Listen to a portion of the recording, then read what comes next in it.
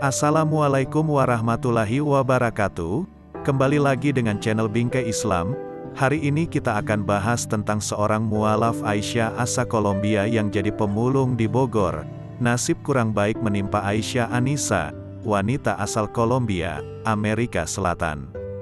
Wanita ini dahulu ingin menyusul suami ke Indonesia. Namun ternyata, suaminya menikah lagi. Saat ini Aisyah Anissa tinggal di sebuah kontrakan kecil di Kampung Curug Mekar, RT 02, 04 Kelurahan Curug Mekar, Kecamatan Bogor Barat. Kontrakan yang ia tempati cukup layak dan jauh dari kesan kumuh. Namun tidak terlihat banyak perkakas dan barang-barang di dalam rumah berukuran sekitar 4 kali 5 meter itu. Akses untuk ke rumahnya cukup sempit.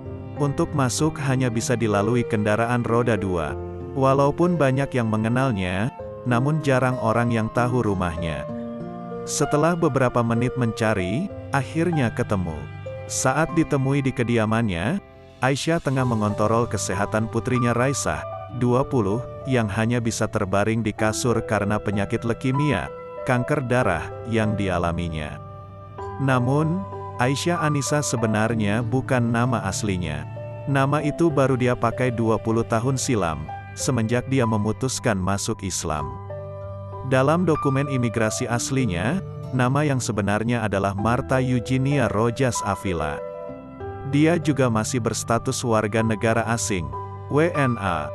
Namun, dia pun lebih senang dipanggil Anissa. Nama itu diberikan oleh seseorang yang mengislamkannya saat ia tinggal di Bandung beberapa tahun lalu. Pada awalnya, Anissa enggan membuka siapa dirinya. Dia masih belum terbiasa dengan media. Namun, lama-kelamaan sikapnya mulai mencair. Lewat seorang bernama Nuh, yang merupakan ketua RT 02, 04 Curug Mekar yang mau meyakinkannya. Nuh kebetulan salah satu orang yang dekat dengan Anissa. Tim radarbogor.id memang sudah janjian untuk bertemu dengan Nuh di kontrakan Aisyah. Anissa pertama kali bercerita tentang kondisi anak semata wayangnya Raisah. Dara 20 tahun itu lumpuh. Tak bisa berjalan atau sekedar duduk. Sebagian organnya tidak berfungsi dengan baik akibat stroke. Bagian leher bengkak, sementara kakinya terlihat seperti bekas luka lebam akut. "Nih lihat," kata Anissa menunjukkan beberapa sisi kaki anaknya kepada wartawan. Terlihat jelas bekas-bekas luka lebam berwarna merah di kaki kanan dan kiri.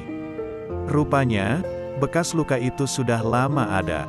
Dari balik luka inilah, Anissa mulai terbuka.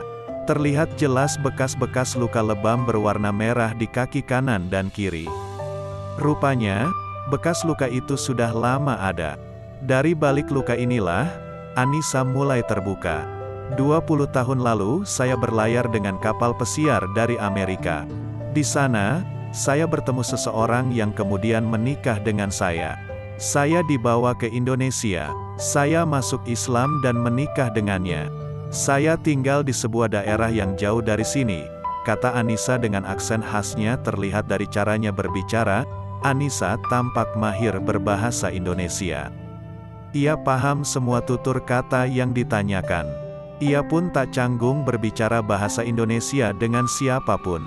Hanya saja, lidahnya sebagai orang asing tak bisa disembunyikan. Setiap kata yang diucap masih terasa aksen Inggris versi British.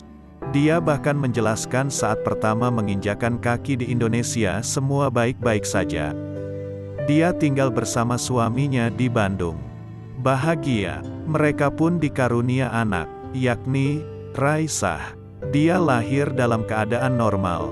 Cantik, perpaduan Sunda Kolombia. Meski lebih banyak Kolombianya.